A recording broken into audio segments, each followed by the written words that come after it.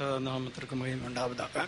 Glory be to the holy name of the Lord. దేవుని యొక్క పరిశుద్ధ నామమునకు మహిమ కలుగును.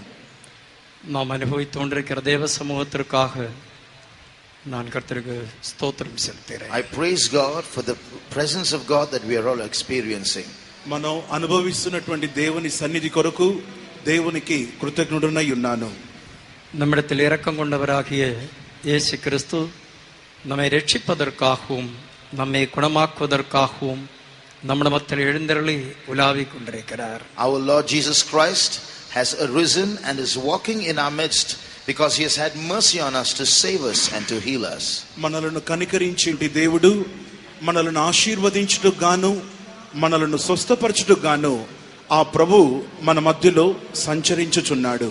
கர்த்தர் நம்முடைய மத்தியில் ஏதோ காரியங்களை செய்ய போகிறார் என்கிற நல்ல எதிர்பார்ப்போடு கூட நாம் அவருடைய சமூகத்தில் காணப்படுகிறோம். We are all here with a longing and an expectation that God is going to do something big in our midst. మన మధ్యలో ప్రభు గొప్ప కార్యాలను చేస్తాడని చెప్పి ఎదురు చూపుతో మనం ఈ చోట చేరి ఉన్నాం. நம்முடைய எதிர்பார்ப்பை கர்த்தர் நிறைவேற்றி தருவாராக. May he satisfy our longing. మనం ఎదురు చూస్తున్నటువంటి కార్యాన్ని ప్రభు సిద్ధించుదురుగు. நாம் எதிர்பார்க்கும் காரியம் நம்முடைய ஜீவியத்தில் நடப்பதற்கு முன்பாக சற்று நேரம் நாம் கர்த்தருடைய வசனத்தில் நம்முடைய கவனத்தை செலுத்துவோம். But before our anticipation is granted, we have to meditate on the word of God. మనం ఎదురు చూస్తున్నటువంటి వాటిని పొందుటకు ముందుగా కొంచెం సేపు దేవుని వాక్యాన్ని ధ్యానించుదాము. வியாதிப்பட்டிருக்கிறவர்களே, உங்களுடைய வியாதியை எண்ணாதபடிக்கு கர்த்தருடைய வசனத்தில் உங்களுடைய கவனத்தை செலுத்துங்கள். Those who are sick now, please don't pay attention to your sickness. Listen to the word of God. వ్యాధితో బాధ నొందుతున్నటువంటి ప్రియమైన వారలారా, మీ వ్యాధిని చూడకండి, దేవుని వాక్యాన్ని శ్రద్ధతో గమనించండి. வியாதிப்பட்டவர்களை கொண்டு வந்தவர்களே, நீங்களும் கர்த்தருடைய வசனத்தில் உங்களுடைய கவனத்தை செலுத்துங்கள். Those who have brought others who are sick, you also listen to the word of God. వ్యాధిగ్రస్తులను ఈ చోటికి తీసుకొచ్చినటువంటి వారు కూడా వాక్యాన్ని కాసేపు వినండి.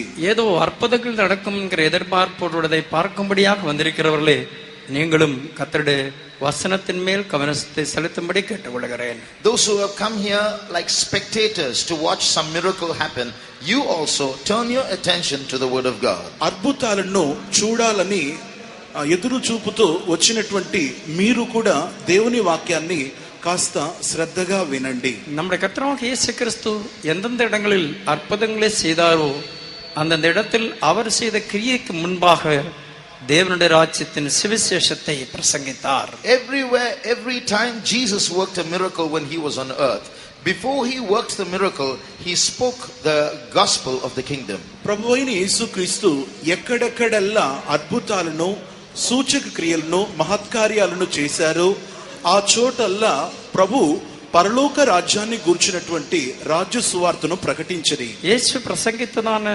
தேவனுடைய ராஜ்யத்தின் சுவிசேஷத்தை யார் யார் கேட்டு விசுவாசித்தார்களோ அவர்களில் காணப்பட்டதான வியாதிகளில் நீங்களாக்கி பிசாசின் கட்டுகளுக்குள் இருந்தும் கர்த்தர் அவர்களை விடுதலையாக்கி அற்புதங்களை செய்தார். All those who heard the word of God and all those who listened to the gospel of the kingdom and believed what Jesus said, it was in their lives that their bands were broken and they were healed and delivered. ప్రభువైన యేసుక్రీస్తు దగ్గర వాక్యం వినడానికి వచ్చినటువంటి ప్రతి ఒక్కరూ వాక్యాన్ని వింటున్న సమయంలో వారు దేవుని రాజ్యాన్ని గురించి విన్నప్పుడు వారి రోగములు వారిని పట్టి పీడించినటువంటి అపవాది క్రియలు నయమైపోయినవి.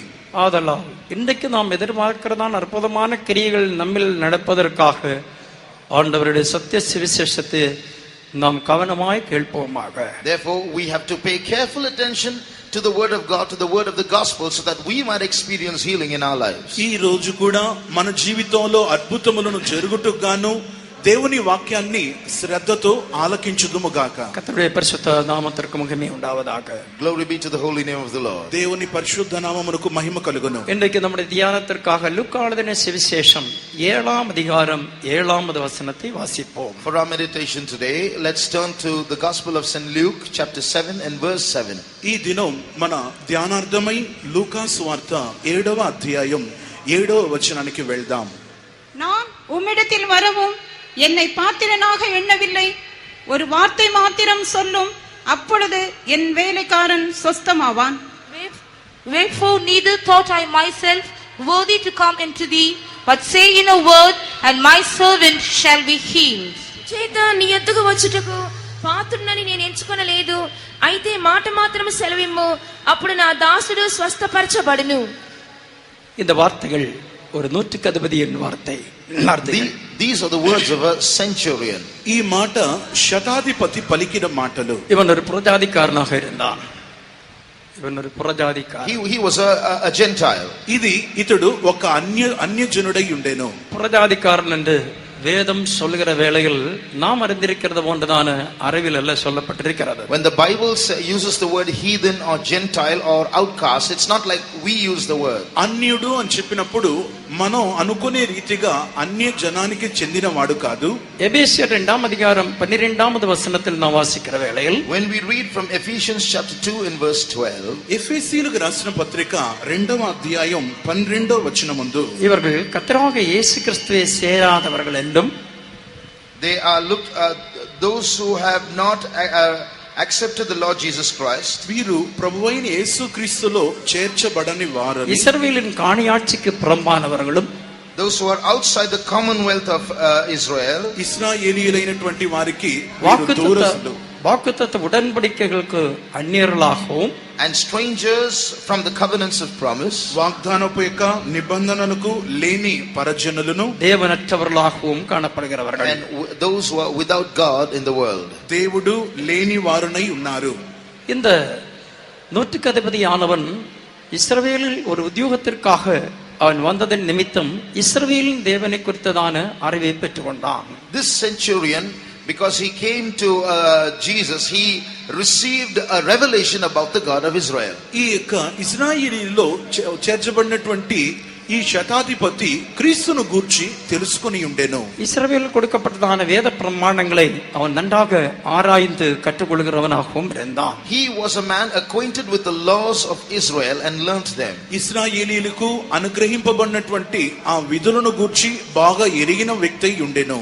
நம்முடைய தேவனாகிய கர்த்தர் அதிகாரமும் வல்லமையும் உள்ளவர் என்பதை அதன் மூலமாக அவன் அறிந்து கொண்டான். From this he realized that our Lord God is one with power and authority. ప్రభువైన దేవుడు శక్తి కలిగిన వాడు, అధికారం గలవాడని అతడు గుర్తెరిగెను. இந்த சந்தர்ப்பத்தில் தான் இயேசு என்கிறதான ஒருவர் பிரசங்கிப்பதாகவும் அற்புதங்கள் அடையாளங்கள் நடத்துவதாகவும் அவன் கேள்விப்பட்டான். It is at this point of time that he heard that there was a preacher called Jesus who also worked miracles. ఇటువంటి సందర్భంలోనే ప్రభువైన యేసుక్రీస్తు బోధించేటువంటి బోధ యొక్క విధానాన్ని, ఆయన అద్భుతములు చేసేటువంటి దానిని గురించి అతడు గుర్తెరిగెను. அவன் தேவனை குறித்தது அறிந்து கொண்ட பிரகாரமாக ஆண்டவராக இயேசு கிறிஸ்து பேசும் வார்த்தைகளிலும் அதிகாரமும் வல்லமை இருந்தது, அவருடைய செய்கையும் அப்படியாகவே இருந்ததை அவன் விளங்கிக் கொண்டான். So when he came to Jesus, he understood that the words of Jesus were as powerful as the power and authority that he had. అతడు ప్రభువైన యేసుక్రీస్తు దగ్గరకు వచ్చినప్పుడు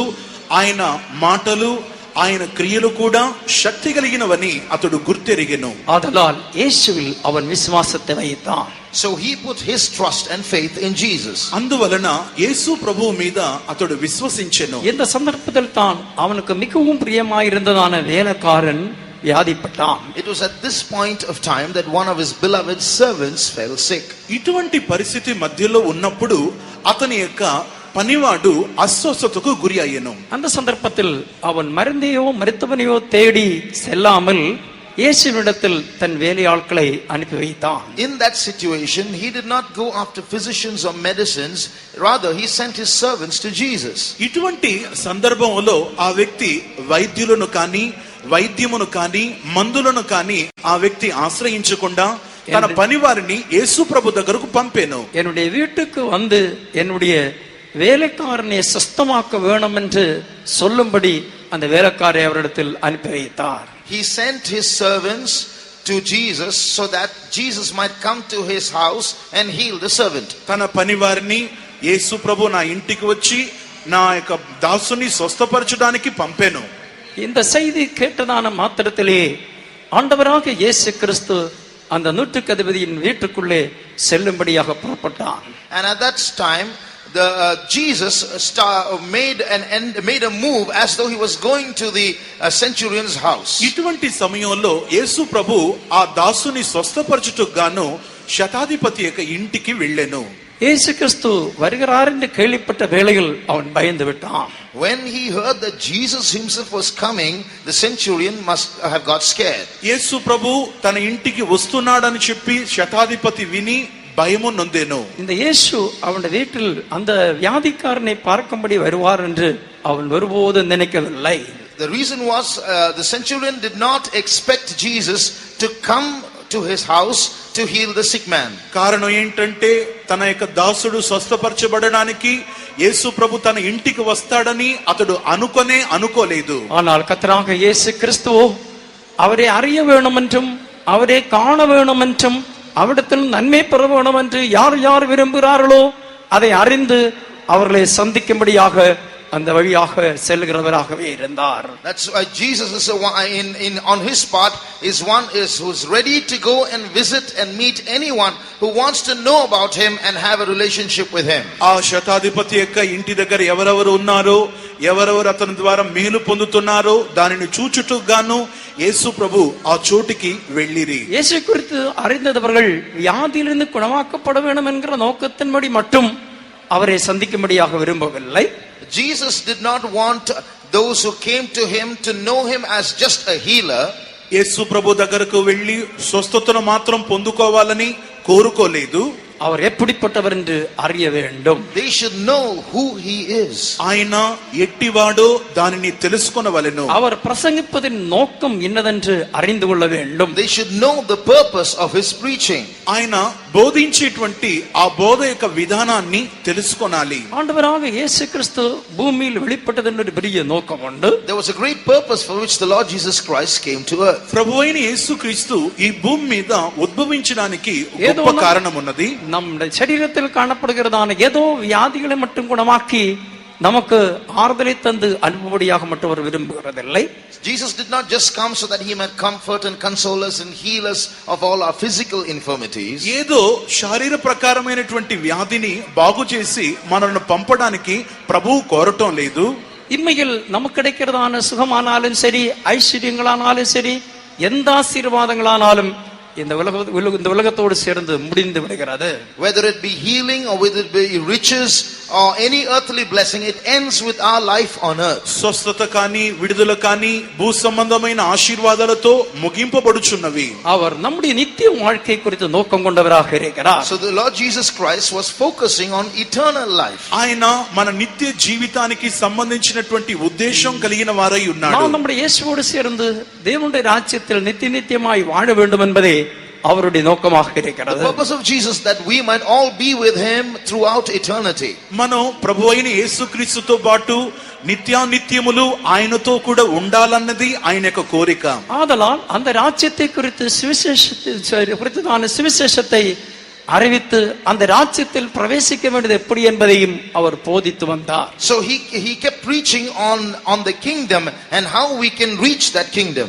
ఆ రాజ్యములో ఎలా వెళ్ళాలో, ఆ రాజ్యానికి పోయి చేరడానికి ఎలా వెళ్ళాలో దాని గురించి ఆయన బోధించుచు వచ్చిరి. இயேசுவை காண வேண்டும் என்றும் அவரை குறித்து அறிய வேண்டும் என்று யார் யார் வாஞ்சிக்கிறார்களோ அவர்களிடமாக சென்று இயேசு இந்த நோக்கத்தை அவருக்கு விளங்க பண்ணி கொடுத்து அந்த ராஜ்யத்தை சுதந்திரிப்பதற்கு என்ன செய்ய வேண்டுமோ அவைகளையும் அவர்களுக்கு சொல்லி விளங்க பண்ணி கொடுத்ததாய் காண்கிறோம். So when anyone wanted to see Jesus and wanted to know Jesus, Jesus went to them and he told them about the kingdom and what they should do to reach that kingdom. యేసు ప్రభువును ఎవరెవరైతే చూడాలని ఆశపడ్డారో, ఆయన చెంతకు రావాలని కోరుకున్నారో వారి దగ్గరకు వెళ్ళి పరలోక రాజ్యాన్ని గూర్చినటువంటి ఉపన్యాసాన్ని బోధించి వారిని ఆ చోటికి వెళ్లే విధానమును తెలియపరిచిరి. యేసు பூமியில் இருந்த வேளையில் குறிப்பிட்ட சில நபர்களை சந்திக்கும்படியாக சென்றார். Jesus went to visit certain such people. యేసు ప్రభు ఈ భూమి మీద ఉన్నప్పుడు నియమింపబడినటువంటి వ్యక్తులను దర్శించడానికి ఆయన వాళ్ళ దగ్గరకు వెళ్ళి சந்திக்கும்படி தம்முடைய சீஷர்களை அனுப்பினார். And he sent his disciples to heal some. కొందరిని స్వస్థపరచడానికి, కొందరిని దర్శించడానికి తన శిష్యులను పంపిరి. சில இடங்களில் தூதர்களை அனுப்பினார். Sometimes he sent angels. కొన్ని స్థలాలకు దూతలను పంపి ఉన్నారు. இவர்களுக்கெல்லாம் ஒவ்வொரு நோக்கம் இருந்தது. Behind all this there was a purpose. ప్రతి దానిలోనూ ఒక ఉద్దేశం అన్నది కలదు. லூக்கா 19ஆம் அதிகாரத்தில் நாம் வாசிக்கிற வேளையில் அங்கே சக்கேயுடைய வீட்டை சந்திக்கும்படி இயேசு சென்றதாக காண்கிறோம். In Luke chapter 19 we read that Jesus went to the house of Zacchaeus. మనం లూకా సువార్త 19వ అధ్యాయంలో జక్కయ్యని సంధించడానికి అతని ఇంటికి వెళ్ళినట్లు చదువుతున్నాం. அவன் ராயக்காரனும் ஐஸ்வர்யவானும் அதே வேளையில் ஒரு பாவியுமாக இருந்தான். He was seated with the publicans and sinners. అతడు ఒక సుంకరిగాను, అతడు ఒక ధనవంతుడుగాను, అతడు ఒక పాపి అయిన వ్యక్తిగా ఉండేను. ஆனால் அவனுடைய இதயத்தின் ஆழத்தில் இயேசு எப்படிப்பட்டவரோ என்று பார்க்க வேண்டும் என்கிற ஆசை உடையவனாகவே இருந்தான். Zacchaeus was a publican, but in his heart he wanted to know who Jesus was. అతడు యేసు ప్రభువును చూడాలన్నటువంటి కోరికతో అతని హృదయ అంతరంగంలో అతడు కోరుకొని ఉండేను. இயேசு அவனிடத்தில் சென்று இயேசு தம்மை காண்பித்து கொடுத்தார். And when Jesus passed by that way, he revealed himself. యేసు ప్రభు అతని యొద్దకు వెళ్ళి తన్ను కనుపరిచెను. அவன் சந்தோஷத்தோடு அழைத்து அந்த வீட்டுக்குள் கொண்டு சென்றான். Zacchaeus invited Jesus to his house. అతడు సంతోషంతో యేసు ప్రభువును తన ఇంటికి ఆహ్వానించాడు. இயேசு அந்த வீட்டுக்குள்ளே பிரவேசித்த உடனே அவனுடைய ஜீவியத்தோட பெரிய மனமாறுதல் ஏற்பட்டது. And when Jesus entered into the house of Zacchaeus, there was a great transformation in the life of Zacchaeus. జక్కయ్య ఇంటిలో యేసు ప్రభు ప్రవేశించినప్పుడు అతనిలో ఒక గొప్ప మార్పు అన్నది కనబడినది. என்னுடைய ஐஸ்வர்யத்தில் பாதி நான் ஏழைகளுக்கு கொடுக்கிறேன், அநியாயமாய் சம்பாதித்தெல்லாம் நாளத்தனையாக திருப்பி கொடுக்கிறேன் என்று அவன் இயேசுவிடத்திலே சொன்னான்.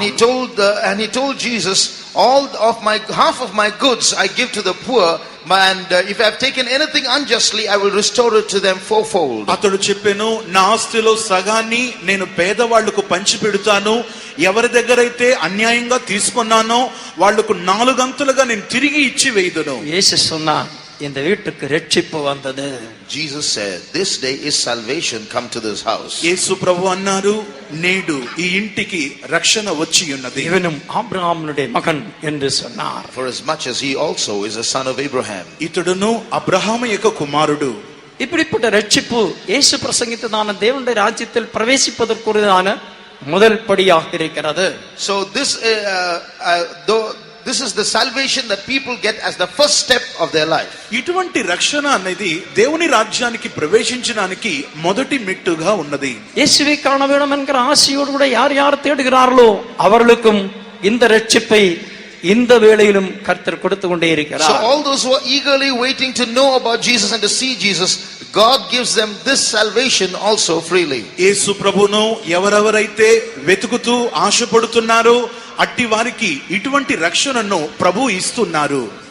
శిష్యుகள் ஊழியம் செய்ததான காலங்களில் ஒரு சிறைச்சாலையின் அதிகாரியும் குடும்பமும் இப்பொழுது சந்திக்கப்படுகிறார்கள். When the disciples were doing their ministry, a jailer and his family were saved. యేసు ప్రభు యొక్క శిష్యులు సేవ చేస్తున్నటువంటి రోజుల్లో చెరసాల యొక్క నాయకుని యొక్క కుటుంబం రక్షణలోనికి వచ్చినటువంటి దానిని చూడగలము. அவனும் கூட ரட்சிப்பை தேடிக்கொண்டே இருந்தான். He was looking for salvation. అతడు కూడా రక్షణను వెతుకుచూ ఉండేది. அவனுடைய இதய வாஞ்சையை அறிந்தவராக கர்த்தர் அங்கே அப்போஸ்தலனாகிய பவுலையும் சீலாவையும் அனுப்பி வைக்கிறதாய் காண்கிறோம். Understanding the desire of his heart, the Lord sent Paul and Silas there. అతని హృదయ వాంఛను ఎరిగినటువంటి దేవుడు ఆ చోటికి పౌలును సీలను ప్రభు పంపిరి. அவர்கள் எப்படி அங்கே அனுப்பப்பட்டார்கள் என்று அப்போஸ்தலர் நடவடிக்கைகள் 16ஆம் அதிகாரத்தில் வாசித்தால் நமக்கு விரிவாக விளங்கிக் கொள்ளலாம். We can understand clearly from Acts chapter 16 as to how they were sent there. వారు ఎలా పంపబడ్డారో దానిని గూర్చి అపోస్తలుల కార్యం 16వ అధ్యాయంలో చూడగలము. சுவிசேஷத்தின் நிமித்தமாக அடிக்கப்பட்டு இழுக்கப்பட்டு இப்பொழுது சிறைச்சாலையிலே கொண்டு செல்லப்பட்டு அவருடைய கால்களில் இப்போ தொழுவத்திலே சங்கிலினால் மாட்டப்பட்டவர்களாகவே காணப்பட்டார்கள். So here we see they were assaulted for the sake of the gospel, imprisoned, and their feet were put in the stocks. వారు సువార్త నిమిత్తం కొట్టబడి లాగబడి కాళ్లకు బొండలు బిగించబడిన వాళ్ళగా వారు చెరసాలల నుండి బయలు వెళ్ళిరి. ஆனால் நடுராத்திரியில் அவர் இருவரும் எழும்பி தேவனை பாடி துதித்தார்கள். About midnight both of them rose up and started singing and worshiping God. కానీ మధ్యరాత్రి వేళ వారు లేచి దేవునికి ప్రార్థన చేయుచు కీర్తనలు పాడుచు ఉండిరి. அங்கே தேவனுடைய வல்லமை இறங்கினது. There the power of God descended. అక్కడ దేవుని శక్తి దిగినది. 25ஆம் வசனத்தில் வாசிக்கிற வேளையில் சிறைச்சாலையின் அஸ்திபாரங்கள் அசைந்தது. We read in verse 25 that the foundations of the prison were shaken. 26వ వాక్యంలోను చెరసాల యొక్క పునాదులు కదిలినది. வாசல்கள் திறக்கப்பட்டது. The doors opened. తలుపులు తెరవబడిను. கட்டப்பட்டிருந்த கைதிகளுடைய கட்டுகள் எல்லாம் மறக்கப்பட்டது. The bands of the prisoners were loosed. కట్న ఆ యొక్క తాళ్లన్నీ కూడా తెగిపోయినవి. அவர்கள் எல்லாரும் அப்போஸ்தலனாகிய பவுலோடும் சீலாவோடும் சேர்ந்து தேவனை துதிக்கத் தொடங்கினார்கள். They all started praising God with Paul and Silas. వారు పౌలుతోనూ శీలతోనూ దేవుణ్ణి పాడుటకు కీర్తించుటకు మొదలు పెట్టిరి. சிறைச்சாலை அதிகாரி உணர்ந்து பார்த்தபோது கைதிகளை அறைகளில் காணவில்லை. When the jailer looked out, he looked in, he saw that none of them were in their rooms, in their chambers. చెరసాల నాయకుడైతే ఖైదీలను పోయి చూచినప్పుడు ఖైదీలు ఉంచబడినటువంటి గదులలో ఖైదీలు లేకుండా ఉండిరి. அவன் பயந்து தன் தற்கொலை புரிந்து கொள்ளும்படியாக முயற்சித்த போது பவுல் சத்தம் கூப்பிட்டு சொல்கிறார், உனக்கு எந்த கேடு நீ செய்யக்கூடாது. He was so afraid of the consequences and was about to kill himself when Paul and Silas called out to him and said, we are all here, don't do yourself any harm. చెరసాల నాయకుడు భయపడి కత్తి తీసుకొని తను ఆత్మహత్య చేసుకోబోయే సమయంలో ఏ హానియు చేసుకొనవద్దు, మేమందరం ఇక్కడనే ఉన్నాము. அவன் இந்த ஊழியக்காரங்களுக்கு முன்பாக புறப்படந்து ஆண்டவன் மாறே ரட்சிக்கப்படுவதற்கு நாங்கள் என்ன செய்ய வேண்டும் என்று கேட்டான். Immediately he fell prostrate before the apostles and said, sirs, what must I do to be saved? వెంటనే అతడు సాష్టాంగపడి రక్షింపడానికి నేనేమి చేయవలనని చెప్పి అతడు అడిగి ఉన్నాడు. அவர்கள் கர்த்தராகிய இயேசு கிறிஸ்துவை குறித்தும் ஞானஸ்நான சத்தியத்தை குறித்தும் அவரிடத்தில் விரிவாக அந்த இரவிலே பேசினார்கள். That night they spoke clearly to the jailer about the Lord Jesus Christ and about baptism. ఆ రాత్రి వేళ వారు ప్రభువైన యేసుక్రీస్తును గూర్చి బాప్తిసాన్ని గూర్చి ఆ చెరసాల నాయకునికి బోధించిరి. அந்த இரவிலேயே சிறைச்சாலையின் அதிகாரியும் குடும்பமும் ஞானஸ்நானத்தை பெற்றுக்கொண்டார்கள் என்று 33ஆம் வசனத்தில் வாசிக்கிறோம். In verse 33 we read that night itself the jailer and his family took water baptism. 33వ వాక్యంలో ఆ గడియలోనే ఆ చెరసాల నాయకుడు బాప్తిసము పొందుటకు తన్ను అప్పగించుకొనెను. இயேசு பிரசங்கித்ததான தேவனுடைய ராஜ்யத்தில் பிரவேசிக்க வேண்டும் என்றால் இரண்டாவது படியாக இந்த ஞானஸ்நானத்தை பெற்றுக்கொள்ள வேண்டியது மிகவும் தேவை. Therefore, in order to enter into the kingdom of God about which Jesus preached, the second step is water baptism, which we all need. దేవుని రాజ్యములో ప్రవేశించాలంటే దేవుని వాక్యం నిమిత్తం బాప్తిసము పొందడం అన్నది అత్యవసరమై ఉన్నది. அன்புள்ள இயேசுவை பாருங்கள், இப்பொழுது அந்த சீஷர்களை அடிக்கப்படும்படியாக ஒப்பு கொடுத்து சிறைச்சாலைக்குள்ள கொண்டு வந்து அந்த அதிகாரிக்கு இந்த ரட்சிப்பு கிடைக்கும்படியாக கிரியை செய்தார். Look at what the beloved Jesus is doing. In order that the jailer might be saved and take water baptism, he allows his disciples to be assaulted and imprisoned. మన ప్రియమైన యేసును గమనించి చూడండి, తన శిష్యులను అలా చెరసాల మార్గంలో నడిపించి ఆ చెరసాల యొక్క నాయకుణ్ణి రక్షణలోనికి తీసుకొని వచ్చి వారికి బాప్తిసం ఇచ్చేటట్లు ప్రభు క్రియ చేయడం మొదలు పెట్టిరి. உங்களுக்கு இந்த ரட்சிப்பு தருவதற்காக இந்த சுவிசேஷ சத்தியத்தின் நிமித்தம் உங்களுக்காக பாடுகள் சகிக்கிறதான அப்போஸ்தலர்களை ஆண்டவர் இந்த இடத்தில் நியமித்திருக்கிறார். In this place God has appointed apostles who are suffering for your sake so that you might know the gospel of the kingdom. దేవుని రాజ్యము నిమిత్తం శ్రమలలో ఉన్నటువంటి మీ నిమిత్తం పరలోక రాజ్యములో మీరు ప్రవేశించుట కొరకు దేవుడు అపోస్తులను అనబడినటువంటి వారిని ఏర్పరిచి ఉన్నాడు. அருமையான சகோதரனே சகோதரியே, நீ இன்னும் ஞானஸ்நானம் எடுக்காதபடி ஜீவித்தால் தேவனுடைய ராஜ்யத்திற்கு புறம்பாயிருக்கிறாய்.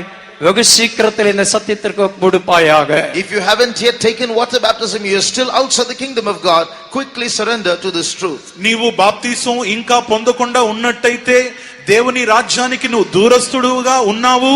వెంటనే బాప్తిస సత్యానికి సమర్పించుకొనుము. அப்போஸ்தலர்கள் 10ஆம் அதிகாரத்தில் நாம் வாசிக்கிறபோது, when we read Acts chapter 10, అపోస్తలుల కార్యం 10వ అధ్యాయమునందు చదివినప్పుడు அங்கே కొర్నేలియు என்கிறதான ஒரு நூற்றுக்கதிபதியை குறித்து வாசிக்கிறோம். there we read of another centurion called Cornelius. కొర్నేలి అనేటువంటి ఇంకొక శతాధిపతిని మనం చూడగలము. அவன் மிகுந்த தேவபக்தி உள்ளவனும் தேவனுக்கு பயப்படுகிறவனுமாகவே இருந்தான். He was a devout man, one who feared God. అతడు భక్తిపరుడును దేవునికి భయపడే వ్యక్తిగా ఉండెను. ஜனங்களுக்கு தான தர்மம் பண்ணுகிறவனும் எப்பொழுதும் தேவன் நோக்கி ஜெபிக்கிறவனுமாகவே இருந்தான். He prayed to God always and gave alms to the poor. ప్రజలకు బహు ధర్మము చేసేవాడును ఎల్లప్పుడు దేవునికి ప్రార్థన చేసేడివాడు. ஜெபத்தை கேட்கிறவராக கர்த்தர் இவனுடைய ஜெபத்தை கேட்ட ஒரு தூதனை அங்கே அனுப்பி வைத்தார். God who hearkens to prayer heard this prayer also and sent an angel to visit this man. ప్రార్థన ఆలకించేటువంటి ప్రభువు ఇతని ప్రార్థన కూడా ఆలకించి దేవుడు దూతలను అతని యొద్దకు పంపిరి. தேவனை நோக்கி ஜெபிக்கிறவனாக இருந்தாலும் இயேசுவை குறித்தோ இயேசுவின் ராஜ்யத்தை குறித்தோ இயேசுவின் சீஷர்களை குறித்தோ எந்த அறிவும் உள்ளவனாக இருக்கவில்லை. Although he was praying to God, he did have no knowledge about Jesus or his disciples or about the kingdom that Jesus preached. ఇతడు దేవునికి ఎల్లప్పుడూ ప్రార్థన చేసేటి వాడుగా ఉండినప్పటికీ ఇతడు దేవునిని గూర్చి కానీ తన శిష్యులను గూర్చి కానీ దేవుని యొక్క రాజ్యాన్ని గూర్చి ఎరిగిన వ్యక్తి కాదు.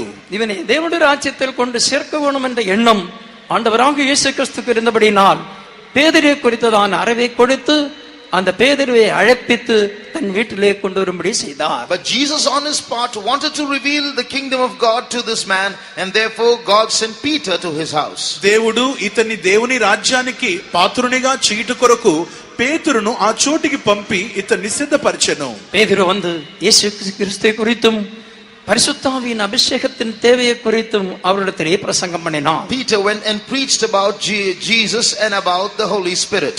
ఈ పేతురు వచ్చి యేసుక్రీస్తును గూర్చి ఆయన యొక్క అభిషేకాన్ని గూర్చి అతనికి బోధించెను. இந்த வார்த்தைகளை பேதுரு பேசிக் கொண்டிருக்கிறதான வேளையிலே அந்த வசனத்தை கேட்டதான யாவர் மேலும் பரிசுத்தாவியானவர் இறங்கினார். And while Peter was speaking the word, the Holy Spirit descended upon everyone who was there. పేతురు ఈ మాటలు చెప్పుచుండగా వినుచున్న వారందరి మీదికి పరిశుద్ధాత్మ దిగి వచ్చినది. அவர்களும் பல பாஷைகளில் தேவனிடத்தில் பேசி தேவனை புகழுவதை கண்டு பேதுரு கூட வந்தவர்கள் எல்லாம் ஆச்சரியப்பட்டார்கள். And they started speaking to God in different kinds of tongues and praising God, so that those who were watching were amazed. వారు వివిధమైనటువంటి అన్య భాషలతో మాట్లాడుతూ ఉండినటువంటి దృశ్యాన్ని చూచినప్పుడు ప్రజలందరూ గొప్ప విస్మయము నొందిరి. 10 அதிகாரம் 44 45 வசனங்களே நான் வாசித்தால் அது விளங்கிக் கொள்ளலாம். You can read this when you can understand this when you read verses 44 and 45. అపోస్తలుల కార్యం 10వ అధ్యాయం 44 45వ వాక్యం చదివినప్పుడు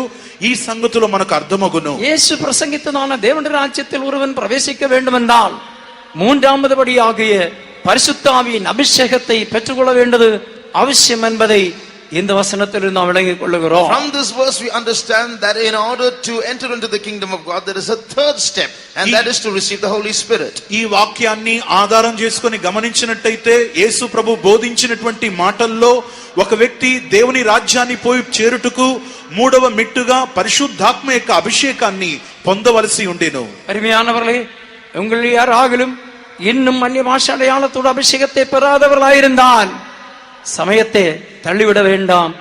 இந்த வேளையிலே கர்த்தரிடத்தில் கேட்டால் வசனம் கேட்டுண்டிருக்கிற வேளையிலே கர்த்தர் உங்களை நிச்சயமாகவே அபிஷேகம் செய்வார். If any of you here have not yet received the Holy Spirit with the sign of speaking in unknown tongues, then you can ask the Lord for this, and He will surely anoint you. ఈ మాటలు వినుచున్నటువంటి ప్రియులారా, మీలో ఎవరైనా ఈ మాటలు వినుచున్నప్పుడు ఇంకా పరిశుద్ధాత్మ అభిషేకం పొందకుండా మీరు ఉన్నట్టయితే దేవుని దగ్గర వెంటనే అడగండి. అన్య భాషల గుర్తుతో ప్రభువు మీకు పరిశుద్ధాత్మ అభిషేకమును దయచేయుదురు. మార్కు సువిశేషం 11వ அதிகாரத்தில் நாம் வாசிக்கிற வேளையில் When we turn to Mark chapter 11, mark సువార్త 11వ అధ్యాయంలో చదివినప్పుడు அது 2ஆம் வசனத்திலே ஒரு கட்டப்பட்டதான கழுதைக்குட்டியை அழித்து வரும்படி தம்முடைய சீஷர்களை அனுப்பி வைத்த சம்பவத்தை கவனிக்கிறோம். in verse 2 we read of a situation where the disciples were sent to release an ass that was tied and bring it to Jesus. రెండవ వాక్యంలో గ్రామములో కట్టబడినటువంటి గాడిద పిల్లను విప్పుకొని రమ్మని చెప్పి తన శిష్యులను పంపినటువంటి సంగతిని చూడగలము. இந்த கழுதைக்குட்டியை கொண்டு எனக்கு தேவை இருக்கிறது, அதை அவிழ்த்து கொண்டு வாருங்கள். I need this ass, therefore release it and bring it. ఆ గాడిద పిల్ల నాకు అవసరమై ఉన్నది, దానిని మీరు విప్పుకొని రండి. ரட்சிக்கப்பட்டும் ஞானஸ்நானத்தை பெற்றுக்கொண்டும் அபிஷேகத்தை பெற்றுக்கொண்டும் அநேகம் ஆத்துமாக்கள் இப்பொழுது பாரம்பரியங்கள் கட்டுண்டவர்களாக வேறுபட்டு வர முடியாதவர்களாக இருக்கிறார்கள். Many who have been saved and have taken water baptism and have received the Holy Spirit have been bound by so many traditions and are not able to separate themselves to God. చాలా మంది రక్షింపబడి బాప్తిస్మము పొందుకొని పరిశుద్ధాత్మ యొక్క అభిషేకము పొందియుండియు చాలా మంది పారంపరపు ఆచారము నుండి బయటికి రాలేని స్థితిలో కట్టబడిన వారై ఉన్నారు. அருமையான சகோதரனே சகோதரியே, நீ கட்டப்பட்டிருக்கும் காலம் வரைக்கும் நீ தேவனுடைய ராஜ்யத்துக்குள் பிரவேசிக்க முடியாது. அதனால் சீக்கிரத்திலே நீ கட்டுகளிலிருந்து வேறுபடும்படியாக இயேசு உன்னை சந்திக்கிறார். Dear brother, dear sister, as long as you remain bound like this, you cannot enter into the kingdom of God. Therefore, separate yourself and come to Jesus quickly. ప్రియమైన సహోదరుడా, ప్రియమైన సహోదరి, నీవు కట్టబడి ఉన్నటువంటి దినము వరకు దేవుని రాజ్యములో ప్రవేశింపలేవు. నీవు త్వరగా విప్పబడి ప్రభు చెంతకును రా. உன்னை தேவனுடைய ராஜ்யத்தில் கொண்டு சேர்ப்பதே அவருடைய நோக்கமாக இருக்கிறது. It is his purpose to take you to that kingdom. నిన్ను ఆయన తన రాజ్యములో తీసుకుని వెళ్ళి చేర్చడమే దేవుని యొక్క చిత్తమై ఉన్నది. அதுபோலவே தெய்வீக சுகம் என்பதும் தேவனுடைய ராஜ்யத்தில் நாம் பிரவேசிப்பதற்கு மிகவும் தேவையானது. In the same way, divine healing is essential for us to enter into the kingdom of God. ఇదే విధంగా దైవిక స్వస్థత అన్నది కూడా దేవుని రాజ్యములో మనం ప్రవేశించుటకు మనకు అవసరమై ఉన్నది. అద్భుత సుఖத்திற்கும் దైవిక సుఖத்திற்கும் వ్యత్యాసం ఉందో? There's a difference between miraculous healing and divine healing. అద్భుతమైనటువంటి స్వస్థతకును దైవిక స్వస్థతకును చాలా వ్యత్యాసం అన్నది ఉన్నది. இன்றைக்கு நீங்கள் வியாதியிலிருந்து விடுதலையாக்கப்பட்டு அற்புதமாக செல்வீர்கள். ஆனால் சென்ற பிற்பாடு தெய்வீக சுகத்திலே நிலைத்திருக்க வேண்டும். Today you might through miraculous interventions be healed of your sicknesses, but after that you should abide in divine healing. మీరు ఈ రోజు అద్భుతముగా స్వస్థపరచబడి మీరు వెళ్ళుదురు. మీరు ఆ తరువాత కూడా దైవిక స్వస్థతలో నిలిచి ఉండాలి. எனக்கு அறிவுந்ததான நாட்களிலிருந்து கடந்த 51 ஆண்டு காலமாக எந்த மருந்துக்கு அடிமைப்படாமல் எல்லா வியாதிக்கும் இயேசுவே பரிகாரியாக இருக்கிறார். My testimony is that for the past 51 years, in the midst of so many sicknesses, I have not given myself to medicine. Jesus himself has been my healer. నా యొక్క సాక్ష్యం ఏంటంటే నాకు ఊహ తెలిసినది మొదలుకొని ఇంచుమించు 51 సంవత్సరాల వరకు ఎటువంటి మందులకు నేను బానిస కాదు. దేవుడు అద్భుతమైనటువంటి వైద్యుడిగా నా జీవితంలో నాకున్నారు. యేసు யார் யாரெல்லாம் சுகமாக விரும்புகிறார்களோ அவர்களை தேடி சுகத்தை கொடுப்பதற்காக சென்றார். All those who wanted healing, Jesus went in search of them to heal them. ఎవరెవరు స్వస్థత కావాలని కోరుకున్నారో వారికి స్వస్థతను ఇవ్వుట కొరకు యేసు ప్రభు వారి యొద్దకు వెళ్ళిరి. இந்த நூற்றுக்கு அதிபதியின் வேலைக்காரனுக்கும் சுகத்தை கொடுக்கும்படியாக அன்புள்ள இயேசு சென்றாரே. That Jesus also went to the towards the house of the centurion to heal that man, who servant of the centurion who was healed. ఈ శతాధిపతి యొక్క దాసునికి కూడా స్వస్థతను ఇవ్వడానికి యేసు ప్రభు అతనిని వెతుక్కుంటూ వెళ్ళిరి కదా. கர்த்தராக இயேசு கிறிஸ்து வரும்போது நமக்கு ஒரு மறுரூப சரீரம் கிடைக்க வேண்டும் என்றால் தெய்வீக சுகத்தில் உறுதியாக நிற்க வேண்டும். When the Lord Jesus Christ comes, if we must have a transformed body that he has to give us, we should have abode in divine healing. ప్రభువైన యేసుక్రీస్తు వచ్చేటప్పుడు ఆయన రాకడలో మనం కొనిపోబడాలంటే మన శరీరం రూపాంతరం చెందాలంటే దైవిక స్వస్థతలో మనం నిలిచి ఉండవాలి. ரட்சிக்கப்பட்ட ஞானஸ்நானத்தை பரிசுத்தாவின் அபிஷேகத்தை பெற்று வேறுபாடின் ஜீவியத்தை செய்கிறவர்கள் குற்றமற்றவர்களாக கர்த்தருடைய நாளுக்காக காத்திருக்க வேண்டும். Those who have been saved and taken water baptism, received the Holy Spirit and lived a life of separation should wait for the Lord's appearing. ప్రభువైన యేసుక్రీస్తు కొరకు రక్షింపబడి బాప్తిస్మము పొంది పరిశుద్ధాత్మ అభిషేకమును పొందుకొని ప్రత్యేక జీవితాన్ని చేసేటువంటి వారు తమ శరీరములో నిందారహితులుగా కనబడాలి ప్రభు వచ్చేటప్పుడు కొనిపోవడానికి. 1 தெசலோனிக்கர் 5ஆம் அதிகாரம் 23ஆம் வசனத்தில் அப்போஸ்தலர் சபைக்கு இது உறுதியாக போதித்து வந்தார்கள். The apostles taught this in 1 Thessalonians 5:23 steadfastly. మొదటి తెస్సలోనికీయులు 5వ అధ్యాయం 12వ వచనం ప్రకారంగా దీనిని గూర్చి వారు దేవుని యొక్క సంఘస్థులకు దీన్ని గూర్చి వారు బోధించిరి. நம்முடைய శరీరமானது 3 நிலையில் காக்கப்பட வேண்டும். Our body should be preserved in 3 states. మన యొక్క శరీరం 3 రీతులుగా కాపాడబడాలి. ஒன்று, பாவம் நமக்குள் பிரவேசிக்காமல் காக்கப்பட வேண்டும். One, our body should be preserved holy, sin should not enter in. ఒకటి, మనలో పాపం అన్నది ప్రవేశింపకుండా కాపాడబడాలి. இரண்டாவது, விசுவாசத்தில் நம்முடைய శరీరం காக்கப்பட வேண்டும். Secondly, our body should be kept in faith. రెండవది, విశ్వాసంలో మన శరీరం కాపాడబడాలి. மூன்றாவதாக, உலகத்தின் எந்த சாயல்களும் உலகத்தின் எந்த அழகுகளும் இந்த శరీరத்திலே உண்டு பண்ணாதபடி நம்முடைய శరీరத்தை காக்க வேண்டும். Thirdly, we should preserve this body. We should not allow the beauty and the decorations of this world to defile our body. మూడవది, లోక సంబంధమైనటువంటి ఎటువంటి అలంకరణలు మన శరీరంలో రానియకుండా మనల్ని కాపాడుకొనాలి. மறுரூப శరీరத்தை அடைய வேண்டும் என்றால் இந்த சத்தியத்தில் உறுதியாக நிற்க வேண்டும். So in order that this body might be transformed, we must abide steadfastly in this truth. మనము రూపాంతరము పొందాలనేటువంటి కోరిక మనలో ఒకవేళ ఉంటే ఈ కార్యాలను మనం మిగుల జాగ్రత్త వహించి చూచుకొనాలి. அப்பொழுதுதான் శరీరத்தின் மீட்பை பெற்றுக்கொள்வோம். Only then will we receive the transformation of the body. అప్పుడు మాత్రమే శరీర విమోచనను మనము పొందుదము. நம்முடைய శరీరத்தை காக்கும்படியாக பரிசுத்தாவியினால் பரலோகத்திலிருந்து தேவனுடைய வல்லமை நமக்கு கொடுக்கப்படுகிறது.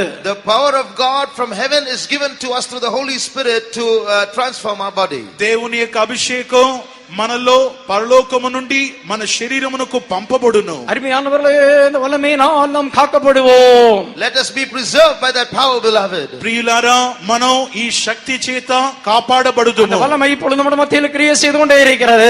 The power of the Lord is working in our midst. ఈ శక్తి మన మధ్యలో ఇప్పుడును క్రియ జరిగించుచున్నది. உங்களுடைய శరీரத்தில் இந்த வல்லமைக்கு இடம் கொடுத்தால் உங்களுடைய వ్యాధిகள் నీக்கப்படும்.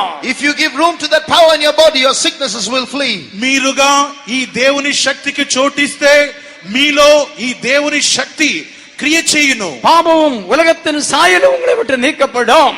All sin will be, and those fashions of this world, the image of this world will be removed. పాపము, లోకపు యొక్క స్వరూప్యము మీ నుండి తొలగించబడును. ஹல்லேலூயா. హల్లెలూయా. பத்தானியாவில் லாசருடைய வீட்டில் லாசரு மரித்த 4 நாள் பிற்பாடு இயேசு சென்றார். Jesus went 4 days after Lazarus died in Bethany. బేతనియాలో ఉన్నటువంటి లాజరు యొక్క ఇంటికి లాజరు చనిపోయిన తరువాత 4 రోజులైన తరువాత యేసు ప్రభు వెళ్ళిరి. இயேசு தம்முடைய சீஷர்களிடத்தில் பேசுகிற வேளையில் நம்முடைய சிநேகிதன் நித்திரடைந்திருக்கிறான், அவனை எழுப்பும்படியாக போவோம் வாருங்கள் என்று சொல்லி அழைக்கிறார். When Jesus was speaking to his disciples, he said, our friend sleepeth, let us go that we may raise him out of sleep. యేసు ప్రభు తన శిష్యులతో చెప్పుచున్నారు, మన స్నేహితుడు ఇప్పుడు నిద్రపోచున్నాడు, అతన్ని లేపుదుము రండి అని చెప్పి తన శిష్యులతో చెప్పారు. யோவானின் சுவிசேஷம் 11ஆம் அதிகாரம் 11ஆம் வசனத்தில் நாம் அப்படி வாசிக்கிறோம். You read that in John 11:11. దీనిని గురించి యోహాను సువార్త 11వ అధ్యాయం 11వ వచనములో చదువుతున్నాం. இயேசு நம்முடைய சீஷர்களும் லாசரு வைத்ததான கல்லறையிலே சென்றார்கள். Jesus and his disciples went to the sepulchre of Lazarus. యేసు ప్రభు అతని యొక్క శిష్యులు లాజరును ఉంచినటువంటి సమాధి యొద్దకు వెళ్ళిరి. மரித்தடக்கம் பண்ணப்பட்ட சரீரத்தை நோக்கி லாசருவே எழும்பு என்று சொன்ன வேளையில் அவன் அந்த வைக்கப்பட்ட இடத்திலிருந்து உயிரோடு எழும்பி வந்தான். Looking in the direction in which the body was laid in the tomb, Jesus shouted out saying, Lazarus, come forth. And the dead person came back to life and came out of his grave. చనిపోయి సమాధిలో పెట్టబడినటువంటి లాజరు యొక్క శరీరాన్ని చూచి లాజరు బయటికి రమ్మని చెప్పి ప్రభువు పిలిచిరి. நம்முடைய இயேசு மரணத்தையும் பாதாளத்தையும் ஜெயித்தவர். Our Jesus has overcome death and hell. మన ప్రభు అయిన యేసు మరణాన్ని పాతాళాన్ని జయించినవాడు. மரணமே உன் கூரங்கே, Oh death, where is thy sting? మరణమా నీ ముల్లెక్కడ? பாதாளமே உன் ஜெயமங்கே, Grave, where is thy victory? పాతాళమా నీ విజయం ఎక్కడ? கர்த்தராக இயேசு கிறிஸ்து மூலமாக பிதா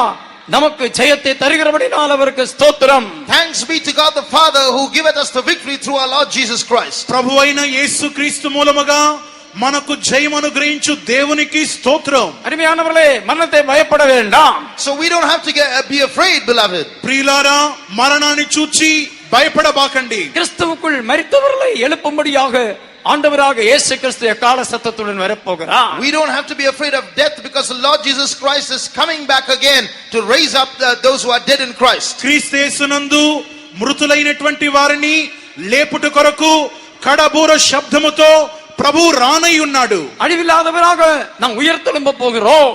And many of us who are alive are going to be many who are dead are going to rise in Christ. మనము అక్షయులముగా మార్పు పొందబోతున్నాం. கிறிஸ்துவுக்குள் மரித்ததான புன்னனான பரிசுத்தவான்களை சேர்க்கும்படியாக அவர் வருகிறார். He is coming to gather those saints who have died in Christ. క్రీస్తేసునందు మృతులైనటువంటి పరిశుద్ధులను లేపుటకు ఆ ప్రభు రానై ఉన్నాడు. அவருக்கு மரணமே இல்லை. அவருக்கு மரணம் இல்லை. There is no death for them. మరణమే లేదు. அவர் கழியாத ஒரு శరీరం கொடுக்கப்படுகிறது. An incorruptible body is given to them. అక్షయమైనటువంటి శరీరం அந்த ఇవ్వబడుచున్నది. శరీరத்துக்குள்ளே పాపத்திற்கு ప్రవేశిக்க முடியாது. Sin cannot enter into that body. ఆ శరీరములో పాపము ప్రవేశించుటకు వీలు లేదు. శరీరத்துக்குள்ளே எந்த வியாதிக்கும் இடமில்லை.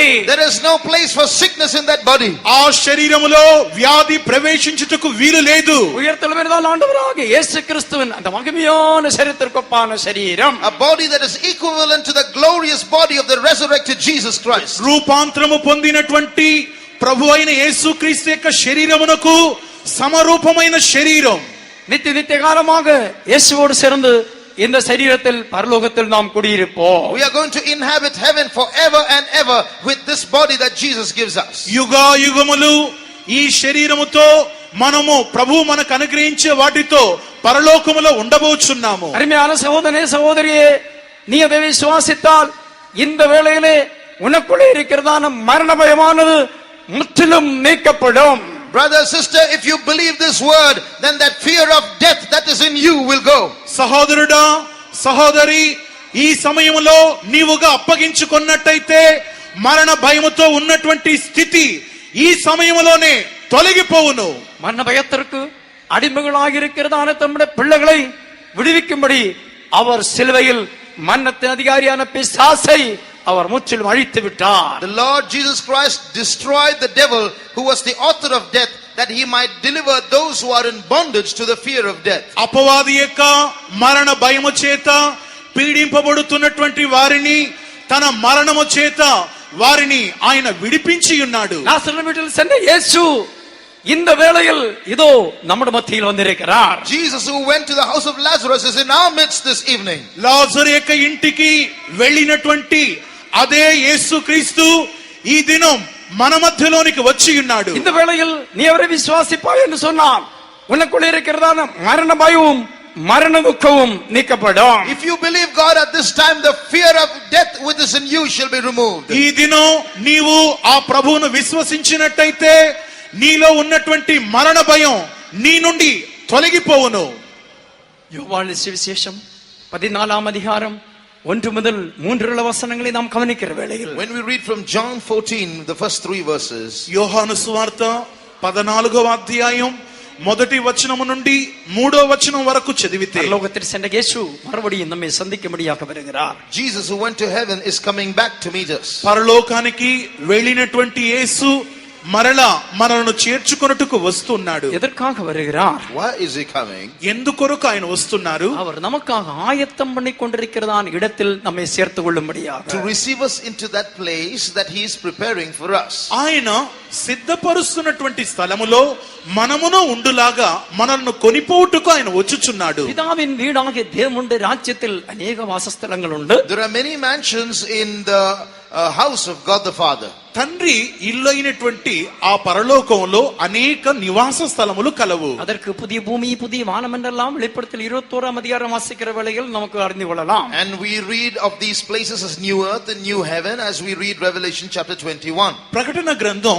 21వ అధ్యాయమందు దానికి నూతన ఆకాశమని నూతన భూమి అని వాటికి పేర్లు ఉన్నాయి. ஆனால் இரண்டாம் வசனத்தில் வாசிக்கிற வேளையில் புதிய எருசலேமாகிய ஒரு பரிசுத்த நகரத்தை குறித்து அங்கே பேசியிருப்பதை காண்கிறோம். But in the second verse we read of another place, a holy city called New Jerusalem. కానీ రెండవ వాక్యమందు మనం చదివినట్టయితే ఆ పరిశుద్ధ పట్టణం అనబడినటువంటి నూతన యెరూషలేమును గురించి చెప్పబడుతున్నది. அதுவே ஆண்டவராகிய இயேசு கிறிஸ்துவும் பிதாவாகிய தேவன் வாசம் பண்ணுகிறதான இடம். That's the place where the Lord Jesus Christ and his Father, God the Father, dwell. ప్రభు అయిన యేసుక్రీస్తు తండ్రి అయినటువంటి దేవుడు నివసించేటువంటి స్థలాలు. அதற்குள்ளே ஒரு சீயோன் மலையை கவனிக்கிறோம். And within that there is a mountain called Zion. అందులో ఒక పర్వతం, సియోను పర్వతం మనం చూస్తున్నాం. 144,000 பேர்கள் ஆட்டுக்குட்டியானவரோடும் பிதாவாகிய தேவனோடும் நிற்பதாக யோவான் தன் சொப்பனத்திலே தன் தரிசனத்திலே கண்டான். In the vision, John sees 144,000 people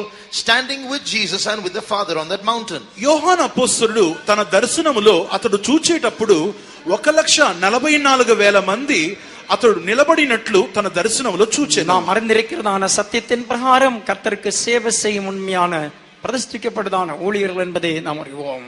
We understand that they are the consecrated servants of God who live according to the truth revealed to them. మనము ఎరిగిన సత్యము ప్రకారముగా ఆ 144,000 మంది దేవునికి సేవ చేసేటువంటి దేవుని యొక్క దాసులు. அங்கே கர்த்தர் தம்முடைய சிங்காசனத்தை வைத்து அந்த நித்தியத்தில் இருக்கிறதான முழு ராஜ்யங்களையும் ஆளுகை செய்வார். And there the Lord establishes his throne and begins his dominion in eternity. ఆ చోట దేవుడు తన సింహాసనాన్ని స్థాపించి తన ఏలుబడిని పరిపాలనను ఆరంభించును. ஜெயம் கொள்கிறவனுக்கு அந்த சிங்காசனத்தில் பிரவேசிக்கலாம். And those who overcome can sit on that throne. జయించువాడు తండ్రి యొక్క సింహాసనములో కూర్చుండవచ్చు. வியாதி இல்லாத, சாபம் இல்லாத, மரணம் இல்லாத, பசியும் தாகமும் இல்லாத அந்த தேவனுடைய ராஜ்யத்துக்குள்ளே பிரவேசிக்கும்படியாகவே ஆண்டவராக இயேசு நாமத்தில் பேசிக் கொண்டிருக்கிறார். The Lord Jesus Christ is speaking to us so that we might eventually reach that kingdom and that dominion where there is no death, where there is no sickness, where there is no hunger or thirst. వ్యాధి అయినను మరణమైనను రోదనైనను రోగమైనను లేని స్థలాన్ని గూర్చి దేవుడు ఈ సమయములో మాట్లాడుచూ ఉన్నాడు. நானும் நீங்களும் அந்த இடத்தில் இருக்க வேண்டும் என்று எண்ணி இந்த வேளையிலும் அவர் நம்முடைய மத்தியில் கிரியை செய்து கொண்டே இருக்கிறார். Wanting us to be in that place where he is, the Lord is working these days in our midst. నేనును మీరును ఆ చోట ఉండాలని ఆ ప్రభు మనతో ఈ దినం మాట్లాడుచూ ఉన్నాడు. சகோதரனே, சகோதரியே, அந்த ராஜ்யத்தில் பிரவேசிப்பதற்காக நீ ஆயத்தப்பட்டால் பாக்கியமுள்ளவனாயிருப்பாய். Blessed are you, O brother or sister, if you get ready to go to that kingdom. సహోదరుడా, సహోదరి, నీవు ఆ రాజ్యానికి వెళ్ళడానికి సిద్ధపడితే నీవు ధన్యుడవు. ஹல்லேலூயா. హల్లెలూయా. மறுபடியும் கபர்நகூமிலுள்ளதான நூற்றுக்கதிபதியின் வீட்டுக்குள்ளே நாம் வருவோம். Let's come back into the house of the centurion. మనం మరలా ఆ కపర్నహూములో ఉన్నటువంటి శతాధిపతి యొక్క ఇంటికి వచ్చేదము. இயேசு வருகிறார் என்று அவன் கேள்விப்பட்ட போது உடனே மற்ற சேவர்களை அனுப்பி, ஐயோ அவர் இங்கு வர வேண்டாம், அவர் என்னுடைய வீட்டுக்குள்ள பிரவேசிப்பதற்கு நான் பாத்திரன் அல்ல, அவரே சென்று சந்திப்பதற்கு நான் பாத்திரன் அல்ல என்று சொன்னான். When he heard that Jesus was coming to his house, he immediately sent other servants and says, stop him, because I'm not worthy that he should come to my house. వెంటనే ఆయన యొక్క దాసులు వచ్చి ప్రభువు నీ ఇంటికి వస్తున్నాడని చెప్పి వార్త అందించిన వెంటనే ఆ శతాధిపతి చెప్తున్నాడు, ఆయన నా ఇంటికి వచ్చుటకు నేను పాత్రుడును కాను అని చెప్పెను. நான் அதிகாரம் உள்ள ஒருவன். I am a person who I'm a man of authority. నేను ఒక అధికారం గల వాడనే. என்னுடைய சேவர்கள் ஒருவனை வா என்று சொன்னால் வருகிறான், போ என்று சொன்னால் போகிறான். If I tell a man under me to come, he comes, and I tell him to go, he goes. నా దాసులలో నా పనివారిలో ఒకరిని రమ్మంటే వచ్చును, ఒకరిని పొమ్మంటే వెళ్ళును. 100 பேருக்கு அதிகாரியா இருக்கிற ஒரு மனிதனாக என்னுடைய வார்த்தைக்கு வல்லமையும் அதிகாரமும் இருக்கிறது. I am a man who has 100 men below me, and my words have power and authority over them. 100 మందికి అధికారిగా ఉన్నటువంటి శతాధిపతి అయినటువంటి నాకు అధికారం అన్నది ఉన్నది.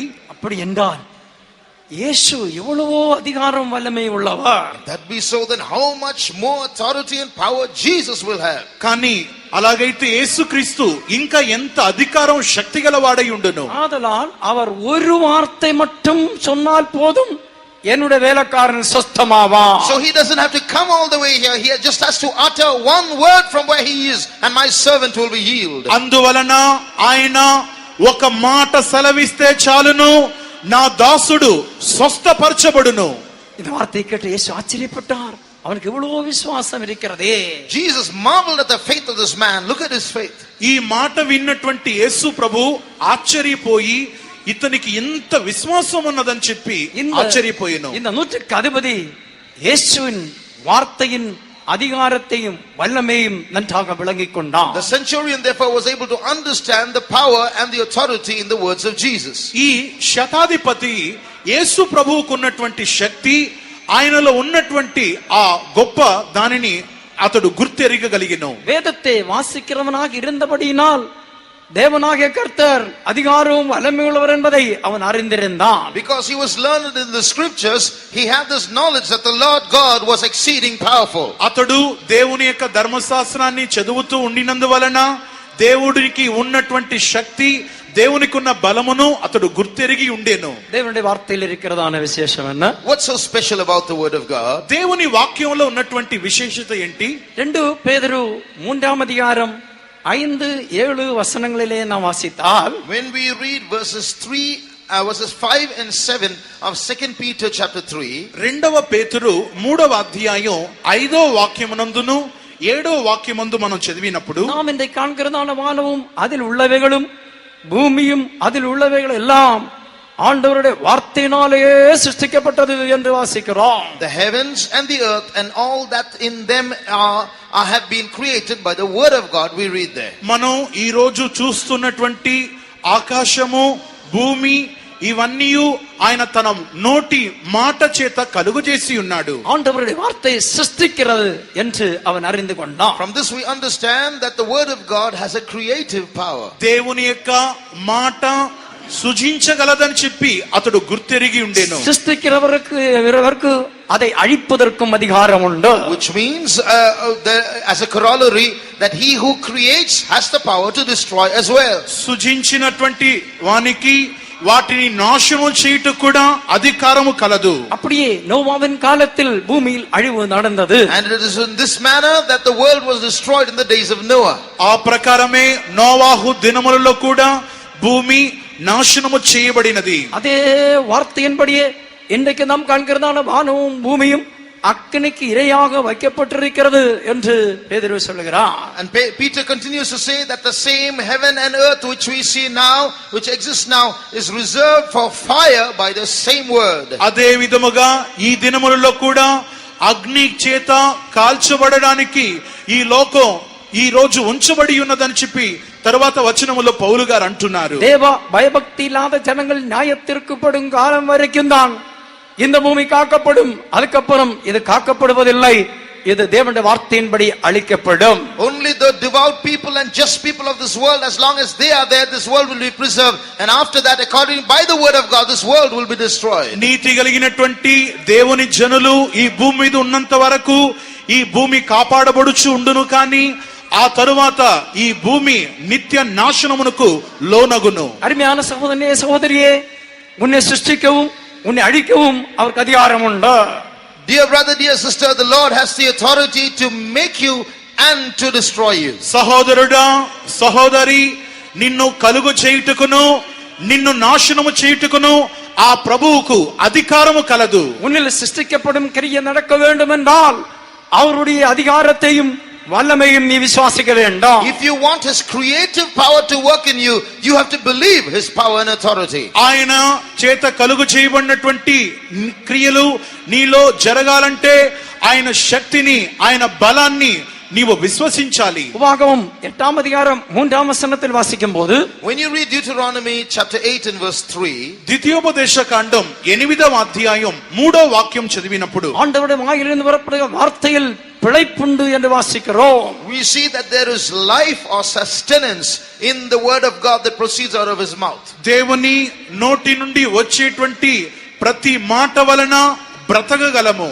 லூக்கா 4ஆம் அதிகாரம் 22ஆம் வசனத்தில் வாசிக்கும் போது, When we read from Luke 4:22, లూకా సువార్త 4వ అధ్యాయం 22వ వచనములో, இயேசுவின் வாயிலிருந்து வரப்பட்டதான வார்த்தைகள் கிருபையின் நிறைந்ததான வார்த்தைகளாக இருந்தது. the words that came out of the mouth of Jesus Christ were full of grace, we read. యేసు ప్రభు నోటిలో నుండి బయలుదేరే ప్రతి మాట దయగల మాటగా ఉండెను. யோவான் சுவிசேஷம் 6ஆம் அதிகாரம் 68வது வசனத்தில் வாசிக்கும் போது, When we read from John 6:68, యోహాను సువార్త 6:58 இயேசு பேசினதான வார்த்தைகளில் நித்திய ஜீவன் இருந்தது என்று வாசிக்கிறோம். There is eternal life in the words that Jesus spoke. యేసుక్రీస్తు మాట్లాడినటువంటి మాటలో నిత్య జీవం ఉండినది. அருமையானவர்களே, ஆண்டவராக இயேசு கிறிஸ்துவிலிருந்து புறப்பட்டதான வார்த்தைகள் மனுஷனுக்கு நித்திய ஜீவனை உண்டாக்குறது. So in the words of Jesus that proceed out of his mouth, there is power to create eternal life in a man. యేసుక్రీస్తు మాటలో జీవమన్నది బయలుదేరినట్లు మనం గమనించగలము. அந்த வார்த்தைகளினால் அநேகர் பிழைத்தார்கள். By that word many came to life. ఆ మాట వలన అనేకులు జీవింప చేయబడిరి. கிருபைಗಳ வார்த்தையினால் ஆறுதல் அடைந்தார்கள். By his words of grace they were comforted. కృపగల మాటల ద్వారా ఆదరణను పొందిరి. இருதயத்தின் வேதனைகள், கவலைகள், துக்கங்கள் எல்லாம் நீக்கப்பட்டது.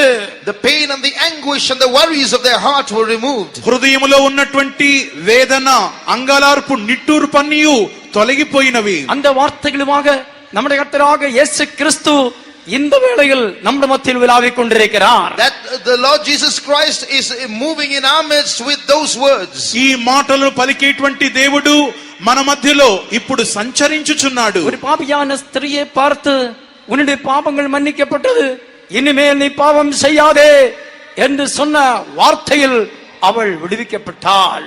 The Lord Jesus Christ looked at a sinner woman and said, thy sins be forgiven thee. And as he uttered those words, by those words that woman was delivered. పాపాత్మురాలుగా పట్టబడినటువంటి స్త్రీ చూచి నీ పాపములు క్షమింపబడినవని చెప్పిన వెంటనే ఆమె ఆదరణ పొందినది. ஒரு குஷ்டரோகி வந்து, ஆண்டவரே உமக்கு சித்தமானால் என்னை சுத்தமாக்கும் என்று சொன்ன வேளையில், ஆம் எனக்கு சித்தமுண்டு நீ சுத்தமாக என்று சொன்ன வேளையில் குஷ்டரோகம் நீக்கப்பட்டது.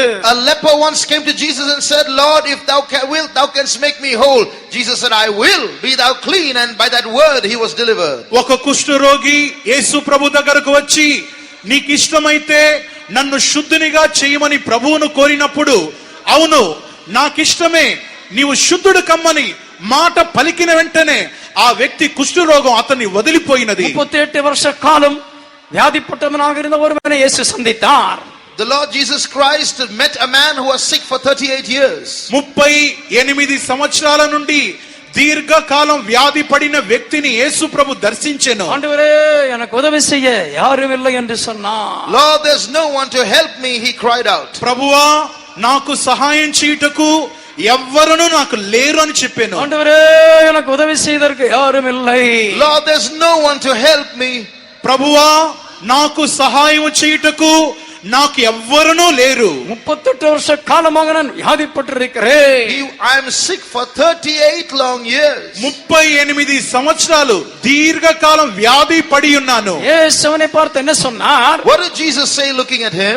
ఆ వ్యక్తిని చూచి యేసు ప్రభు ఏమన్నారు? உன் படுக்கை எடுத்து நட என்று சொன்னார். Take up thy bed and walk, Jesus said. నీ పరుపెత్తుకొని నడువమని ఆ వ్యక్తితో చెప్పెను. அந்த வார்த்தையை கேட்ட மாத்திரத்திலே அவன் வியாதி நீக்கப்பட்டது, எழும்பி நடந்து சென்றான். The moment he heard those words, his sickness was gone and he rose up and walked. ఆ మాటను విన్న తక్షణమే అతడు తన పరుపెత్తుకొని విశ్వాసముతో నడిచి వెళ్ళెను. ஒரு வாலிபனுடைய சரீரத்தை ஒரு பெட்டியிலே வைத்து ஜனங்கள் அடக்கம் செய்து கொண்டு சென்று கொண்டே இருந்தார்கள். Once a young man's body was put into a coffin and he was being led in procession. ఒక యవనస్తుని యొక్క శరీరాన్ని సమాధి చేయుటకు మోసుకొని వెళుచు ఉండిరి. பாடையை தொட்டார். வாலிபனே எழுந்திரு என்று சொன்ன வேளையில் அவன் உயிருள்ளவனாக எழுந்தான். Jesus looked at that body and said, arise, and that man boy came back to life. ఆ శవాన్ని మోసుకొని వెళ్ళుచున్న సమయంలో యవనస్తుడా లెమ్మని చెప్పగానే ఆ యవనస్తుడు లేచెను. లాசருவே நீ எழும்பு என்று சொன்ன வேளையில் அவன் எழும்பினான். Jesus said, Lazarus, arise, and he rose up. లాజరు లెమ్మన్నగానే ఆ వ్యక్తి లేచెను. அருமையான சகோதரனே சகோதரியே, Beloved brother and sister, ప్రియమైన సహోదరుడా సహోదరి, இந்த நூற்றுக்கு அதிபதி என்ன சொல்லுகிறான்? what does the centurion say? ఈ శతాధిపతి ఏం చెప్పుచున్నాడు? நீர் ஒரு வார்த்தை மட்டும் சொல்லும். Lord, say just one word. నీవు మాట మాత్రం సెలవిమ్ము, அப்பொழுது என் வேலைக்காரன் சுத்தமாவான். Then my servant will be healed. అప్పుడు నా దాసుడు స్వస్థపరచబడును. மெய்யாகவே அவனுடைய விசுவாசம் அவனுக்கு ஆசீர்வாதமாக நிறைவேற்றப்பட்டது. His faith became a blessing to him. నిశ్చయముగానే అతని విశ్వాసము అతనికి ఆశీర్వాదాన్ని చేకూర్చినది. இந்த சத்தம் இயேசுவின் காதுகளில் கேட்டதான மாத்திரத்திலேயே அந்த வேலைக்காரன் சுத்தமானான். The moment Jesus heard those words, the servant was healed. ఈ మాట యేసు ప్రభు చెవుల్లో వినబడుచుండగానే ఆ దాసుడు స్వస్థపరచబడెను. அந்த இயேசு நம்முடைய மத்தியில் எழுந்தருளி இருக்கிறார். That Jesus has risen in our midst. ఆ యేసు మన మధ్యలో వచ్చి ఉన్నాడు. நீங்கள் சுத்தமடையும்படியாக வாஞ்சித்து உங்களுடைய வீடுகளிலிருந்து புறப்பட்டதான நேரம் முதற்கொண்டு உங்களுடைய இருதயத்தின் வாஞ்சையை அவர் அறிந்திருக்கிறார். From the time you have come out of your house to this place, the Lord has seen the desire of your heart. నీవు నీ ఇంటిలో నుండి ఈ చోటికి బయలుదేరిన క్షణం నుండి ఇప్పటి వరకు నీలో ఉన్న వాంఛను ప్రభు చూచుచున్నాడు. நீங்கள் சுத்தமடையும்படிக்கு இரவும் பகலும் தேவனுடைய ஜனங்கள் ஜெபித்த ஜெபத்தையும் ஆண்டவராக இயேசு கிறிஸ்து கேட்டிருக்கிறார். The Lord Jesus Christ has listened to all your prayers that you have been making day and night. మీరు రాత్రం పగళ్ళు దేవుని దగ్గర స్వస్థత కావాలని ప్రార్థించినటువంటి ప్రార్థనను ప్రభు ఆలకించి ఉన్నాడు. அதனால் நீ சற்று கூட சந்தேகப்படாதே, இயேசுவை விடுவிக்கும்படியாகவே இந்த இடத்தில் விளையாடிக் கொண்டே இருக்கிறார். So have no doubt whatsoever, the Lord Jesus Christ is walking in our midst just to heal you. నీవు ఎంత మాత్రం సందేహించవద్దు, నిన్ను బాగు చేయుటకు యేసు ప్రభు ఈ చోట సంచరించుచున్నాడు. அவருடைய வார்த்தைக்கு வல்லமை உண்டோ? Is there power in his word? ఆయన మాటకు శక్తి ఉన్నది. அவருடைய வார்த்தைக்கு அதிகாரம் உண்டு. There is power, authority in his word. ఆయన మాటకు అధికారము కలదు. வார்த்தை சொன்னால் அப்படியே ஆகும். When he says something, it will take place as he says it. ఆయన మాట సెలవీగానే ఆ ప్రకారమగును. அவர் ஏதாவது நம்மில் செய்தால் அது மனுஷனாலே மாற்ற முடியாது. If he does something, no human being can alter it. ఆయన ఏదైనా చేయదలంచినట్టయితే చేస్తే ఎవరు కూడా దాన్ని ఏమీ చేయలేరు. இயேசுவின் வல்லமை அதிகாரம் உள்ளதான வார்த்தையில் அந்த 100க்கு அதிபதி விசுவாசித்தான். The centurion believed that word that had power and authority in it. యేసు ప్రభు యొక్క మాటకు శక్తికి అధికారానికి శతాధిపతి అలానే విశ్వసించెను. தன்னுடைய வேலைக்காரனுக்காக மன்றாடுதலை இயேசு கேட்டு இறங்கினார். Jesus condescended to help the man because he heard the supplication made for his servant. తన దాసుని కొరకు దేవుని దగ్గర గోజారినటువంటి కార్యాన్ని యేసు ప్రభు వినెను. உங்களை எத்தனை பேர் அந்த வார்த்தைகளை விசுவாசிக்கிறீர்கள்? How many of you believe this word? మీలో ఎంతమంది ఈ మాటను విశ్వసిస్తున్నారు? எத்தனை பேர் இயேசுவின் அதிகாரத்திலும் வல்லமையிலும் விசுவாசிக்கிறீர்கள்? How many of you have faith in the power and authority of Jesus? యేసు ప్రభు యొక్క మాటకు అధికారము శక్తి కలదని ఎంతమంది నమ్ముచున్నారు? வியாதிப்பட்டவர்களே கண்களை மூடுங்கள். Those who have this faith, close your eyes. వ్యాధిగ్రస్తులారా మీరు మీ కళ్ళు మూయండి. வியாதிப்பட்டவர்களை கொண்டு வந்தவர்களே நீங்கள் உங்களுடைய கண்களை மூடுங்கள். Those of you who are sick, close your eyes. Those who have brought those who are sick, close your eyes. వ్యాధిగ్రస్తులను ఈ చోటికి తీసుకొని వచ్చిన వారలారా మీరును కళ్ళు మూయండి. வியாதிஸ்தர்களுக்கு விடுதலை கிடைக்க வேண்டும் என்ற ஆசையோடு ஜெபித்தவர்களே நீங்கள் உங்களுடைய கண்களை மூடுங்கள். Those who have been praying in the days past, wanting the sick to be healed, you also close your eyes. వ్యాధిగ్రస్తులు స్వస్థపరచబడాలని ప్రార్థన చేసిన వారలారా మీరును కళ్ళు మూయండి. அந்த 100க்கு அதிபதி வேண்டிக் கொண்டுதான அந்த ஜெபத்தை நாம் இந்த வேளையிலே செய்வோம். We are going to make the same prayer that the centurion made. ఆ శతాధిపతి ప్రార్థించినటువంటి ఆ ప్రార్థనను మనమును ఇప్పుడు చేయుదము. எல்லாரும் வாய்களை திறந்து ஆண்டவரே நீர் ஒரு வார்த்தை மட்டும் சொல்லும் நான் சுத்தமாவே. Let's all open our mouths and say this, Lord, speak only one word and I will be healed. మీరు కళ్ళు మూసుకొని ప్రభువుతో చెప్పండి, ప్రభువా ఒక మాట మాత్రం సెలవిమ్ము, అప్పుడు స్వస్థపరచబడుదును. அங்குமிங்கும் பாராதீர்கள். Don't look here and there. అక్కడ ఇక్కడ చూడవద్దు. అదృశ్యమానాగి దేవుడు നമ്മുടെ సమీపத்திலே నిற்கிறார். The Lord Jesus Christ is standing by our side to do a miracle. అదృశ్య రూపంగా ఉన్నటువంటి ప్రభువు మన మధ్యలో సంచరించుచున్నాడు. கூப்பிடுங்கள், இயேசுவேன்னு கூப்பிடுங்கள். Call out to Jesus. పిలవండి, ప్రభువా. இயேசுவேன்னு கூப்பிடுங்கள். Say, Jesus. యేసయ్యా అని పిలవండి. ஒரு வார்த்தை மாத்திரம் சொல்லும். Jesus, tell just one word. ఒక మాట మాత్రమే సెలవిమ్ము. நான் சுஸ்தமாவே, I will be healed. నేను స్వస్థపరచబడుదును. நான் விசுவாசிக்கிறேன். I believe, Lord. నేను విశ్వసించుచున్నాను. உம்முடைய வார்த்தைக்கு வல்லமை அதிகாரம் உண்டு. I believe there is power and authority in your word. నీ మాటకు శక్తి అధికారము కలదు. நான் அதை விசுவாசிக்கிறேன். I believe this. నేను నిన్ను విశ్వసించుచున్నాను. இயேசுவே, Jesus. యేసయ్యా, ஒரு வார்த்தை மட்டும் பேசு. Speak only one word. ఒక మాట మాత్రం సెలవివ్వండి. சொல்லிக்கொண்டே இருங்கள், சொல்லிக்கொண்டே இருங்கள். Keep on saying this. మీరు చెప్పుచూ ఉండండి, చెప్పుచూ ఉండండి. கர்த்தர் ஒரு அற்புதமான சிருஷ்டியை செய்து The கொண்டிருக்கிறார். Lord is doing a creative work in our midst. అద్భుతమైనటువంటి సృష్టి యొక్క కార్యాన్ని உங்களுக்கு ప్రభు నీలో చేయుచున్నాడు. பிழைப்பை தந்து கொண்டே இருக்கிறார். He is giving you a sustenance and life. నీలో జీవం అనేటువంటి దానిని నిత్య ప్రభు జీవం. కలుగ చేయుచున్నాడు. நித்திய ஜீவனை தந்து கொண்டே He is giving இருக்கிறார். you eternal life. నిత్య జీవాన్ని నీకు ప్రసాదించుచున్నాడు. இயேசுவே, ஒரு வார்த்தை மட்டும் என்னிடத்தில் சொல்லு. One word, Lord Jesus. యేసు ప్రభువా, మాట మాత్రం సెలవిమ్ము. இயேசுவே, ஒரு வார்த்தை சொல்லு. Just one word, Lord Jesus. యేసయ్యా, ఒక మాట మాత్రం సెలవివ్వండి. கேட்டுக்கொண்டே இருங்கள். Keep on asking Him. అడుగుచునే ఉండండి. இயேசு உங்களை சந்தித்துக் கொண்டே இருக்கிறார். Jesus is visiting you. యేసు ప్రభు మిమ్మల్ని దర్శించుచున్నాడు. வசனங்களால் ஆசீர்வதிப்பார். May the Lord